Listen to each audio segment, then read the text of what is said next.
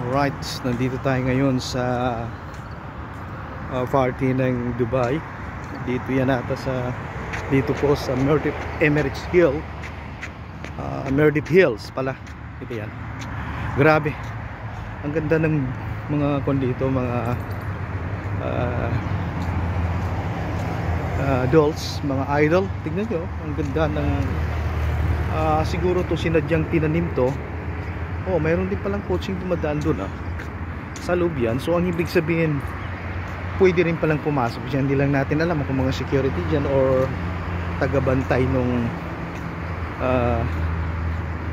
dyan sa loob. Kasi hindi natin alam kung may wild animal ba dyan or talagang natural lang na pwedeng pasukan. Ito, in-explore lang natin mga dolls yung actually ito ay part din ng Dubai. Dito lang banda yan ang Hata-Uman na road, nakalagay Hata-Uman papunta yan doon. Malayo yan. So yun, pinapakita ko lang sa inyo yung view, at least kahit papaano, kahit wala kayo dito, makikita nyo yung view nung Meredith City. As I said, this is also a part of Dubai. And look, the nice place, you see. Ganito kaganda dito sa Middle East, lalong lalo dito sa Dubai, United Arab Emirates. Dito ginagawan talaga nila ng paraan. Kasi yung sa loob na yan, halimbawa mahilig ka ng cycling, so pwede kang pumunta dyan para mag-cycling. Tulad ng mga nakita natin sa lubong natin na mga nagsa-cycle, yun, doon sila galing. At ito pa, meron talagang pathway para sa pedestrian. Halimbawa, nagra-run ka, jogging ka lang, walking, nandito yon. Pag sa cycling naman, dito cycling with yung electric scooter. Pero ito, ano yun, hindi ka pwedeng dito sa cycling path na yan, bawal yung pedestrian dyan dumaan or mag-run, tumakbo, mag-jogging. Kasi yun nga, mayroon na tayo dito para sa pedestrian, so dapat dito lang talaga tayo. So napaka-organized nila, di ba? So ngayon, bukod sa organized pa sila, yung ginawa nila dito na running at saka cycling area, talagang napakaganda. Dahil kumbaga, kahit pagod na pagod ka, malalanghap mong hangin ay fresh pa rin kasi galing dito sa loob. So napakaganda talaga. So this country is very organized and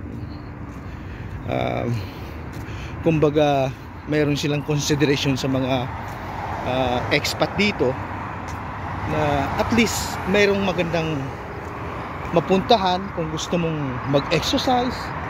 At siguro pwede ka rin hindi ko lang alam kung pwedeng magluto dyan, mag-camping sa loob. Tignan naman yung yan, ang ganda, di ba? So talagang hindi mo, kumbaga kung talagang masipag ka lang talaga tumakbo, makaiwas ka ng sakit, na yung mga sakit na tulad ng diabetes, mga cholesterol, kasi kaya mong gawa ng paraan para mawala dito. Yan yung highway na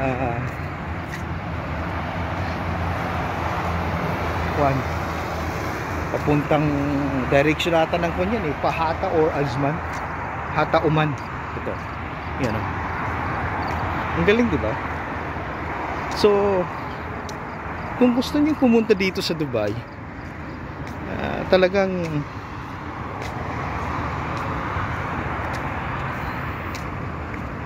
pilitin nyo ring pumasyal dito kasi maganda dito talaga. At sa mga ka-adults natin dyan, na mga OFW, kung nandito mga kayo sa Dubai, minsan puntaan nyo to dahil magandang mag-cycling sa loob dyan, yung nakabakod na yan, maganda dyan dahil mga rough road dyan. Tapos mapil mo talaga na parang nasa Pinas ka lang, Pilipinas ka lang, diba? So napakaganda talaga. At ako, instead na mag-stay ako dun sa hotel na tinutuluyan ko, mag-walk na lang ako dito before ako mag-breakfast. Pero maganda sana breakfast bago yung after breakfast pumunta ka dito. Ang problema kasi yung breakfast natin is 6:30 pa. So tama lang, pagkatapos ng jogging, running, walking, saka tayo pumunta, maligo, shower din, mag-breakfast tayo, di ba? So ito yung sinasabi ko sa inyo, Brad, mga idols, na kung gaano ka-organize sila. Ito, yan yung pathway ng cycling at saka electronics scooter. Makita mo naman nailagay nila doon. Ngayon, hindi ka basta-basta pwedeng dumaan dyan dahil nasa minsan ang bibilis ng takbo nila. At saka siyempre, ma-distract din daan nila di ba? Continuous lang yan sila nagsa-cycle, nagpipedal. So ang atin naman, nandito yung pathway nung pedestrian. In term of pedestrian, ang ibig sabihin tao lang, walking lang ito. Tignan nyo, naka-arrow yan. Halimbawa ang direction mo ng pathway mo ay papunta doon sa S, dapat yung direction lang ng S ang daanan mo, kasi salubungan yan di ba? Yan yung papunta doon sa likod natin, ito yung papunta sa harapan. So hindi po pwedeng doon ka dumaan sa hindi mo daan, di ba? Tignan nyo kung gaano ka-organize. Sana sa atin din gawa nila ng paraan na ganito rin, para naman yung mga kabataan natin na instead na natutulog lang nakahiga pagkwentuhan, meron silang matakbuhan. Yan, ang ganda ng lugar.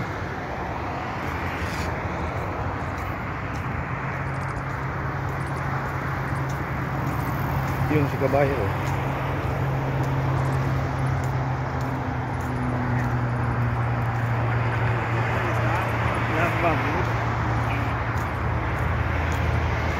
Yan mga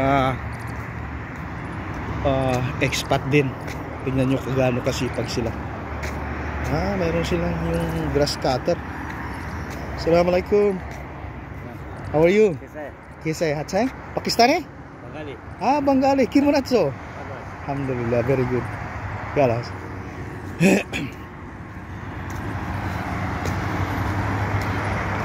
Mga expat din yun.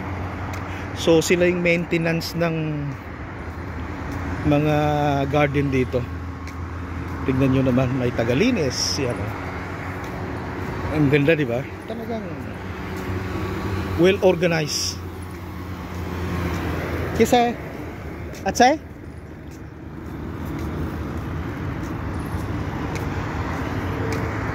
Yan ang ganda ng lugar Yan sila. Yan may tagalinis. Kisay! Very good, very good. Good! Alhamdulillah. Mga kapatid natin yan. Ito, di ba? Taga ko ng alikabok. Kagaling talaga naman. Sana as soon as possible na ma-explore natin to na may pakita natin at sa atin na magkaroon tayo ng ganito sana. Tingnan nyo, napakaganda talaga. Malinis ang lugar. Tapos wala kang makitang mga naglo-loiter dito. Talagang mayroon talagang maintenance yung mga gardens dito. Tingnan nyo kung gaano. Yun naman yung Masjid Mosque, tinatawag nilang masjid ng Muslim. Yan po, napakaganda tingnan nyo, napakasalimuot tignan.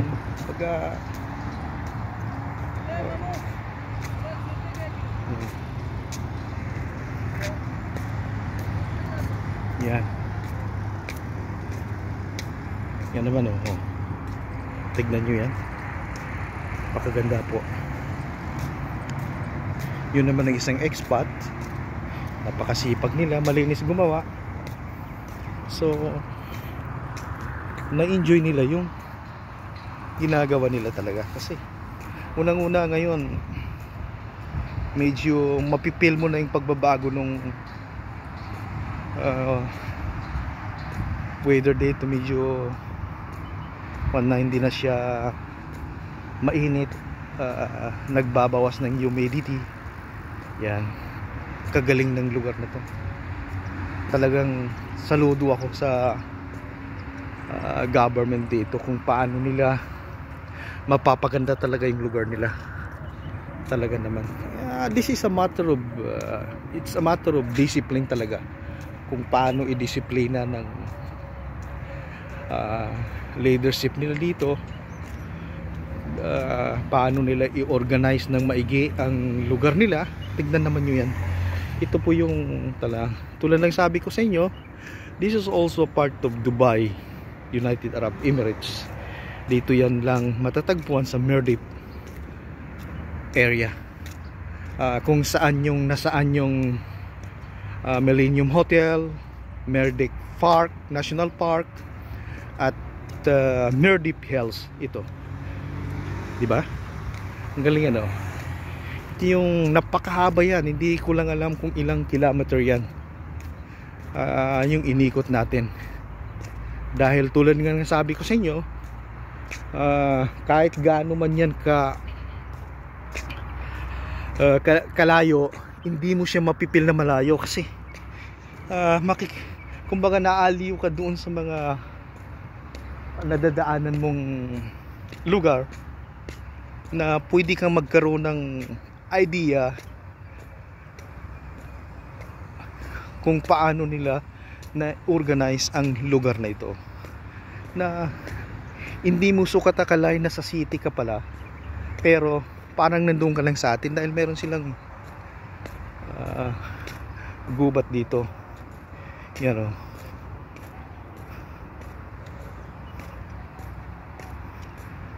Bayan. Diba? Napakaganda ng lugar. Yun. Yan. Yan ang sinasabi kong Mirdip Hills. Yung apartment na yan, papunta na yan doon sa dulong-dulo. Napakaganda nga eh. Kung sinong mag-stay dyan, maganda yung tanawin nila, makikita nila. Natataw nila yung parang gubat siya, may mga ibon, maaring meron pa rin mga ibang animal sa loob. So talagang maaliw ka talaga. Hindi kumbaga bawas stress kung galing ka sa trabaho, pang parelax ng mata. Tingnan nyo, it's a very nice place. Yan o, di ba napakaganda? Hello, hi.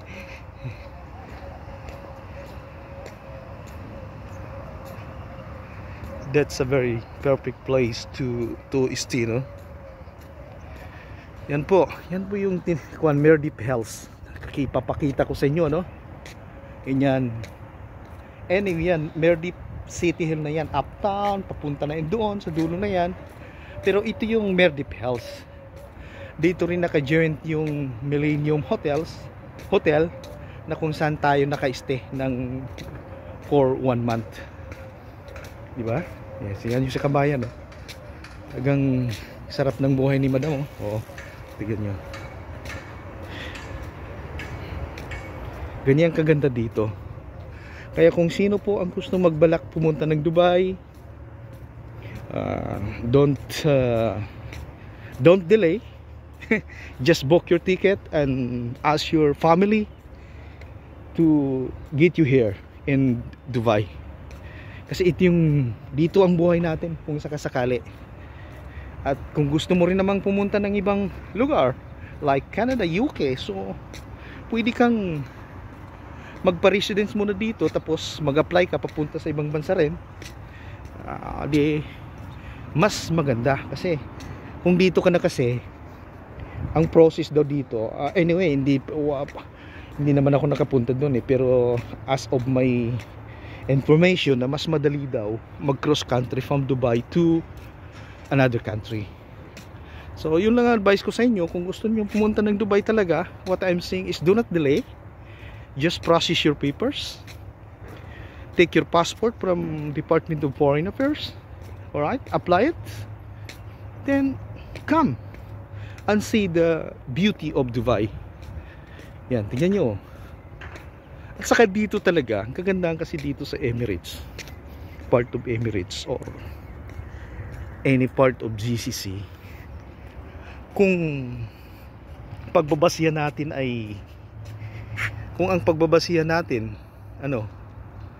ay safety po natin, talagang dito sa Dubai or GCC mas maganda yung safety natin dito dahil peaceful dito. Wala kang makikitang lasing sa daan, wala kang makikitang nagrarally, nag-iskandalo. Dito sa nightlife naman, nightlife, mayroon sila kumpleto dito, pero disiplina ang tao dito. Mapapasunod ka talaga dun nga sa arrangement at organizer ng batas nila na kumbaga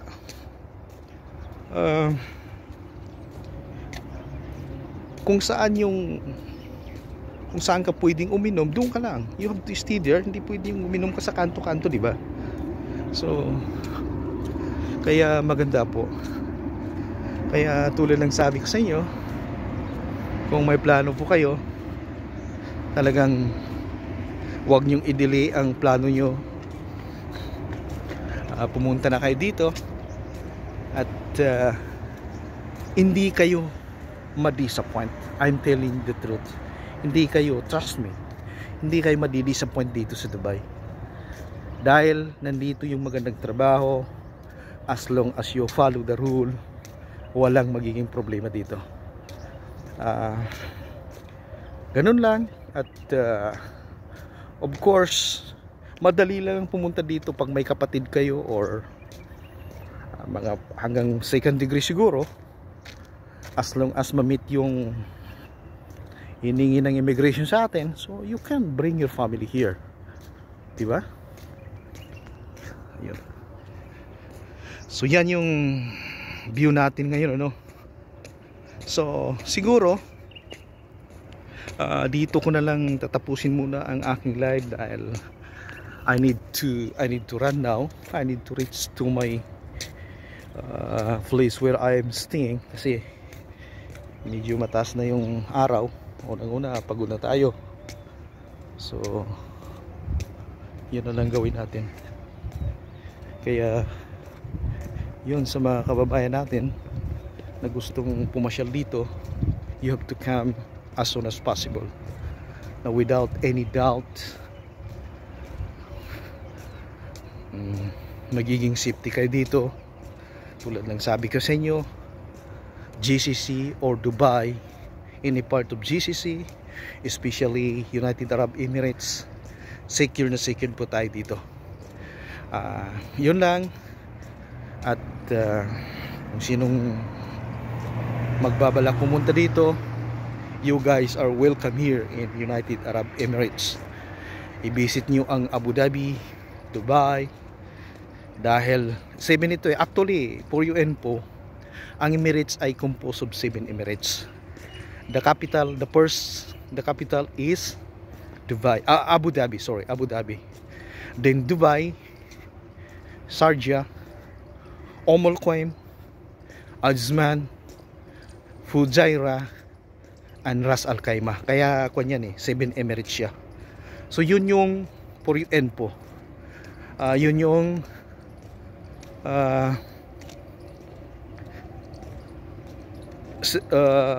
Emirates, United Arab Emirates, composed of 7 Emirates.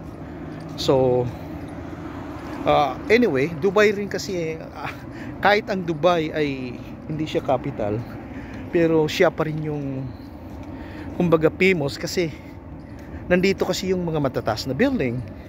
Pero ang capital talaga niyan, Abu Dhabi. Pero makapunta kayo ng Abu Dhabi is siguro wala silang diferensya, parehong maganda, I promise you.